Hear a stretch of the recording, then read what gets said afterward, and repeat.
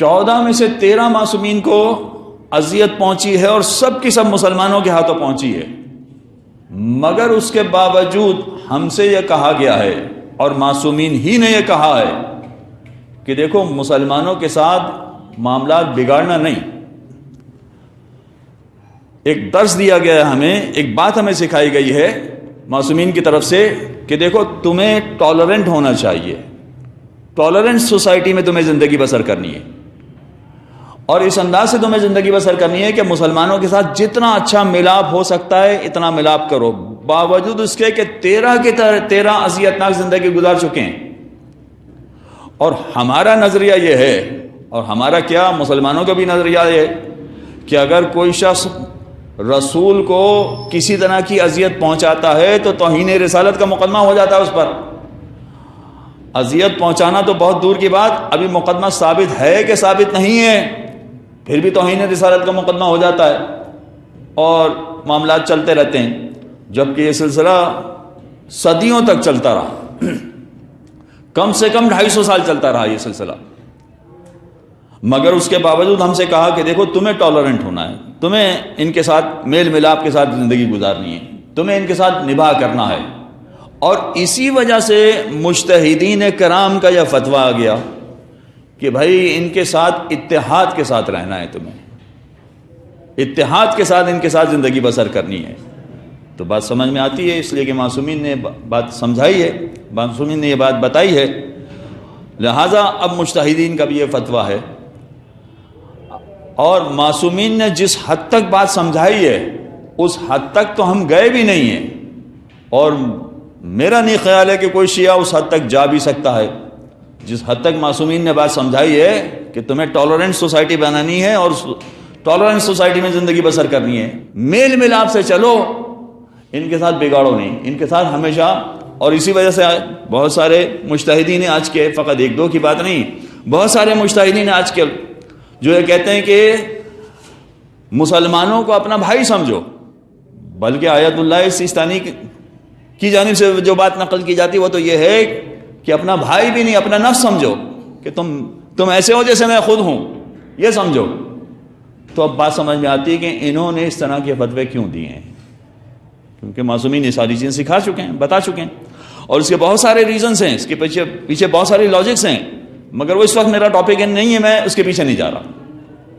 یہ سب کچھ معصومین نے سکھایا ہے، مگر اس کے باوجود اس کا یہ مطلب نہیں ہے کہ ہم اپنا عقیدہ چھوڑ کے بیٹھ جائیں، جو عقیدہ ہے اس عقیدے سے دستبردار ہو جائیں۔ نہیں، عقیدے سے تو دستبردار نہیں ہو سکتے ہیں۔ یعنی عقیدہ کیا ہے؟ تولا، معصومین سے محبت، معصومین سے محبت اور شدید محبت، فقط محبت نہیں، مودت، یہ عقیدہ ہے۔ اس عقیدے سے دستبردار نہیں ہو سکتے۔ اچھا، اس عقیدے سے دستبردار نہیں ہو سکتے، اس میں تو یہ ہے کہ کئی اہل سنت برادر بھی ہمارے ساتھ ہیں۔ ہاں، مسئلہ کہاں آ کے کھڑا ہوتا ہے کہ نہیں، جو ان کے دشمن ہیں ان سے بیزاری کا اعلان بھی کرو، سارا مسئلہ یہاں آ کے کھڑا ہوتا ہے۔ اور یاد رکھیے، ایک فارمولا ہے، اگر ایک فارمولا ذہن نشین ہو جائے تو ساری زندگی کے لیے مسئلہ حل ہو جائے گا۔ جس نے اپنے دل میں معصومین کے کہنے کے مطابق، ان کے حکم کے مطابق اگر اہل بیت کے دشمن سے دشمنی اپنے دل میں اختیار کر لی، یعنی تبرہ اختیار کر لیا، تو تولا خود بخود اس میں شامل ہو جائے گا، پھر تولا کا اعلان کرنے کی ضرورت نہیں پڑے گی۔ اگر تبرہ اختیار کر لیا، اپنے دل میں بسا لیا، تو تولا خود بخود آ جائے گا۔ جیسے اگر کسی نے علی ولی اللہ کی گواہی دے دی تو محمد الرسول اللہ خود بخود اس میں شامل ہو جائے گا، پھر الگ سے محمد الرسول اللہ بتانے کی ضرورت نہیں ہے اسے۔ جو علی ولی اللہ کو مان رہا ہے وہ خود بخود محمد الرسول اللہ کو مان رہا ہے، اور جو محمد الرسول اللہ کو مان رہا ہے وہ لا الہ الا اللہ کو بھی مان رہا ہے۔ تو عزیزان محترم، یہ عقیدہ دل میں بسانا ضروری ہے، اس کا اعلان بہت ضروری ہے۔ اچھا، اعلان ضروری ہے، اس میں چند نکات قابل توجہ ہیں۔ اگر کہیں پر تبرہ کا اظہار ہو گیا تو تولا خود بخود اس میں شامل ہو گیا۔ اب یہ روزمرہ زندگی میں یہ مناظر آپ دیکھتے ہوں گے، اگرچہ اب یہ مناظر کم ہو گئے ہیں اس لیے کہ دوسروں کے معاملات میں مداخلت اب لوگوں نے بند کر دی ہے۔ یعنی ایک زمانہ تھا کہ اگر کوئی شخص غلط کام کر رہا ہو تو راستے میں چلتا شخص بھی اسے روک کر سمجھاتا تھا، ڈانٹتا تھا، اگر چھوٹا ہو تو اسے ڈانٹتا تھا، اور اگر بزرگ ہو تو اسے گزارش کرتا تھا۔ اب یہ کام اگرچہ کم ہو گیا ہے۔ اب ایک مثال میں آپ کے سامنے پیش کر رہا ہوں، ذرا غور کیجئے اس مثال پر۔ ایک صلوات پڑھیں ذرا محمد والے میں۔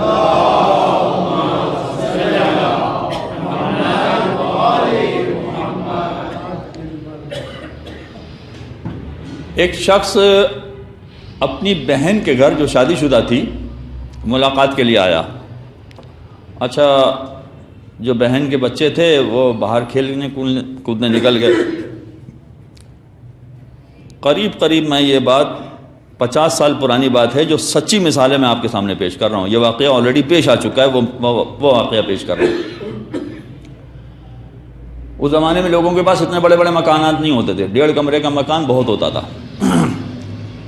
چنانچہ بچے باہر کھیلنے نکل گئے، اور چھوٹے چھوٹے گھر ہوتے تھے، بچے بھی زیادہ ہوتے تھے تو بچے باہر کھیلتے تھے، گھر والوں کو اعتراض بھی نہیں ہوتا تھا۔ اب ایک ایسا بچہ کہ جس کی عمر تقریباً 5-7 برس کے قریب ہوگی، وہ کھیلنے نکل گیا باہر، اور کھیل میں اتنا مشغول ہو گیا کہ کئی بار گھر والوں نے اسے بلایا مگر وہ نہیں آیا۔ بالآخر ماموں نکل کر آیا اسے بلانے کے لیے گھر سے باہر۔ پتہ چلا کہ وہ روڈ پر کھیل رہا ہے۔ روڈ پر اس زمانے میں اتنی گاڑیاں بھی نہیں ہوتی تھی، بڑے آرام سے لوگ کرکٹ کھیلتے تھے، دوسری چیزیں کھیلتے تھے۔ تو ماموں بلانے کے لیے آیا۔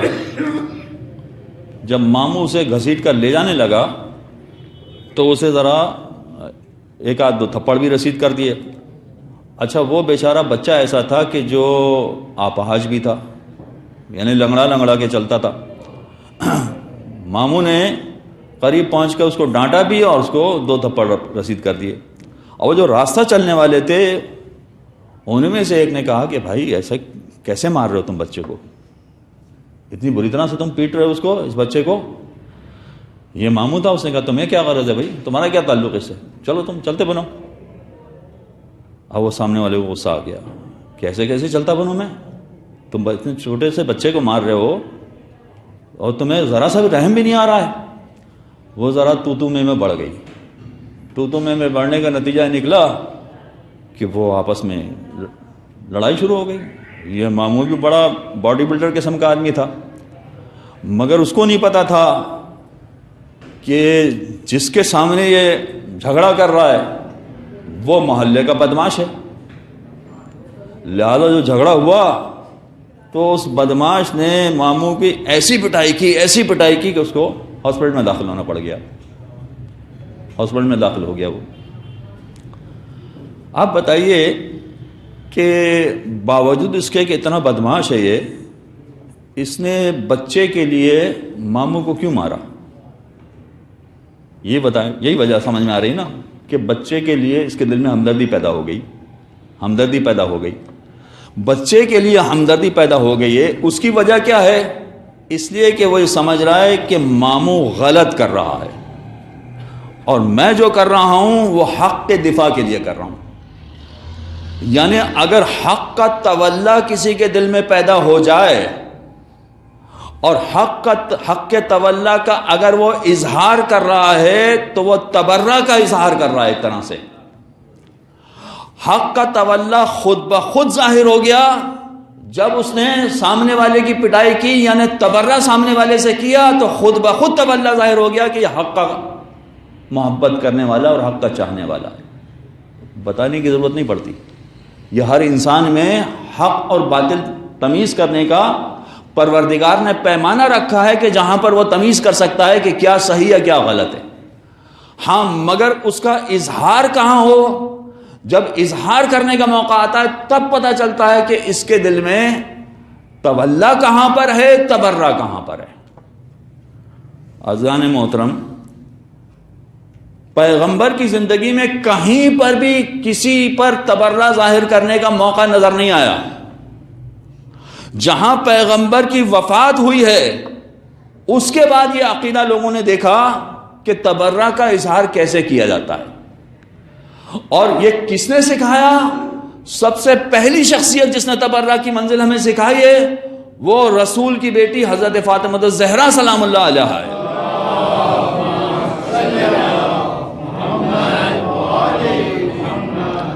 اس کے بغیر ہمیں سمجھ میں نہیں آ سکتا تھا۔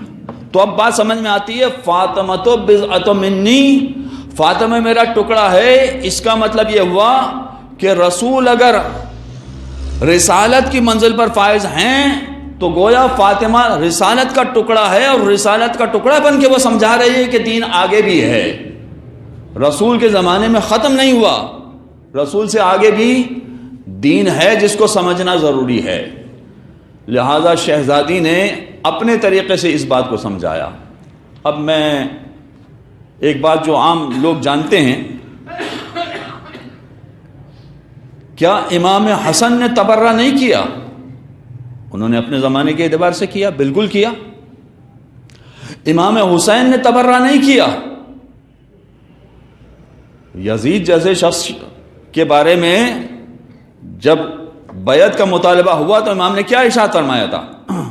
فعلی الاسلام السلام، اگر اس جیسے کی بیعت کرنی ہے تو پھر اسلام پر سلام ہے۔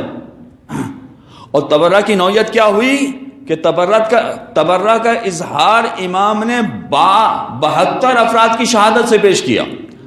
72 افراد کی شہادت سے پتہ چلا کہ حسین یزید کے مخالف تھے، اور یزیدیوں کے سب کے مخالف تھے۔ تو عجیب بات یہ ہے کہ امام حسین کے تبرہ کو تو صحیح سمجھا جاتا ہے کہ ہاں بالکل صحیح کیا، اور آج دنیا مان بھی رہی ہے، اور شہزادی کے تبرہ کے بارے میں یہ کہا جائے کہ نہیں بھائی کچھ نہ بولو، کچھ نہ بولو، خاموش رہو، کچھ نہ بولو، تو بڑی عجیب بات نہیں لگ رہی ہے آپ کو کہ شہزادی کے فرزند اگر کوئی کام کریں تو آپ بالکل ساتھ ہیں، اور نہ صرف ساتھ ہیں بلکہ اعلان کر رہے ہیں کہ دیکھیے امام حسین نے کیسی مثال پیش کی تھی، ویسی مثال ہمیں پیش کرنا چاہیے، اتنا ساتھ ہیں۔ لیکن خود جو فرزند ہیں ان کی والدہ گرامی وہی اگر کام کر رہی ہیں تو یہ کہا جائے کہ نہیں بھائی نہیں ایسا نہ کرو، یہ ٹھیک نہیں ہے، یہ گڑبڑ والا کام ہے، تو یہ تو بڑی عجیب بات ہو جائے گی، یہ تو بڑا عجیب معاملہ ہو جائے گا جو مثال ہمارے سامنے پیش کی جا رہی ہے۔ لہذا بچوں کو باقاعدہ یہ سمجھانا پڑے گا۔ اب کیا ہوا، دو طرح کی سچویشن میں ہم لوگ مبتلا ہیں، دو طرح کے حالات میں ہم لوگ مبتلا ہیں۔ ایک یہ کہ باقی مسلمانوں کے ساتھ ہمیں اچھے تعلقات بھی رکھنے ہیں، چنانچہ یہ بھی بچوں کو سکھانا پڑے گا، مگر فقط یہی نہیں سکھانا ہے، وہ بھی سکھانا پڑے گا کہ تبرہ دین کا بہت اہم حصہ ہے، بہت اہم جز ہے۔ اس کو اگر نہیں سیکھا تو دین مکمل نہیں ہوگا، نامکمل دین رہ جائے گا، دین کی تعلیمات پوری نہیں ہوں گی۔ شہزادی نے جو اپنے خطبے میں باتیں بیان کی ہیں، توحید کا تذکرہ سب سے پہلے ہوا، رسالت کا تذکرہ اس کے بعد ہوا، پوری تعریف بیان کی پیغمبر کی، اس کے بعد پے در پے 20 چیزوں کا تذکرہ کیا ہے، پے در پے، نماز، روزہ، حج، زکوٰۃ، جہاد، پے در پے 20 چیزوں کا تذکرہ کیا ہے، اور پے در پے 20 چیزوں کا تذکرہ کیا ہے۔ اس میں اصول دین بھی آ گئے، اس میں فروع دین بھی آ گئے، اور فروع دین جو آ گئے اس میں کچھ واجبات بھی آ گئے، محرمات بھی آ گئے، بہت ساری چیزوں کا تذکرہ کیا ہے۔ لہذا ان ساری چیزوں کا جب تک اپنے آنے والی چیزوں میں، اپنے آنے والی نسلوں میں یہ ساری چیزیں منتقل نہیں ہوں گی، مکمل دین ہماری نسلوں میں منتقل نہیں ہو پائے گا۔ لہذا یہ بھی بتانا ضروری ہے کہ دین کا یہ لازمی حصہ ہے، اس کے بغیر دین مکمل نہیں ہوتا ہے۔ ہاں ایک گزارش میں اپنے سننے والوں کے لیے بھی کروں گا، یہ سارے اپنے ہیں، یعنی میں جو بات کہہ رہا ہوں ایک اعتبار سے ان تمام افراد کے لیے غور و فکر کی دعوت ہے کہ ذرا غور کریں کہ اگر ایسا نہ کیا جائے تو نتیجہ کیا نکلے گا۔ نتیجہ نکلے گا کہ دین کا ایک بہت بڑا حصہ ہمارے بچے نہیں سیکھ پائیں گے۔ لہذا لازمی ہے کہ کوئی نہ کوئی ایسا پلیٹ فارم ہونا چاہیے کہ جس میں مکمل کامل ترین دین بچوں تک منتقل کیا جا سکے. اب آپ خود سوچ لیجئے کون سا پلیٹ فارم ہے. یہ میں نہیں بتا رہا آپ کو کہ مجلس ہی کا پلیٹ فارم ہونا چاہیے, درس ہی کا پلیٹ فارم ہونا چاہیے. اگر آپ اس کے علاوہ کوئی اور پلیٹ فارم مناسب سمجھتے ہیں تو کوئی حرج نہیں, کوئی اور پلیٹ فارم تیار کر لیں, مگر دین مکمل طور پر بچوں کو سمجھانا پڑے گا. یہ تو آپ بھی تسلیم کریں گے نا, یہ تو آپ بھی مانیں گے نا کہ کامل دین بچوں تک پہنچنا چاہیے. اب کون سے پلیٹ فارم پر پہنچنا چاہیے؟ سب بڑے مجمع میں نہیں کہنا چاہیے, علل اعلان نہیں کہنا چاہیے, اس کا ڈنڈورا نہیں پیٹنا چاہیے. ٹھیک ہے, ساری بات مان لی, مگر کہیں نہ کہیں تو اس کا تذکرہ ہونا چاہیے نا. کون سا پلیٹ فارم؟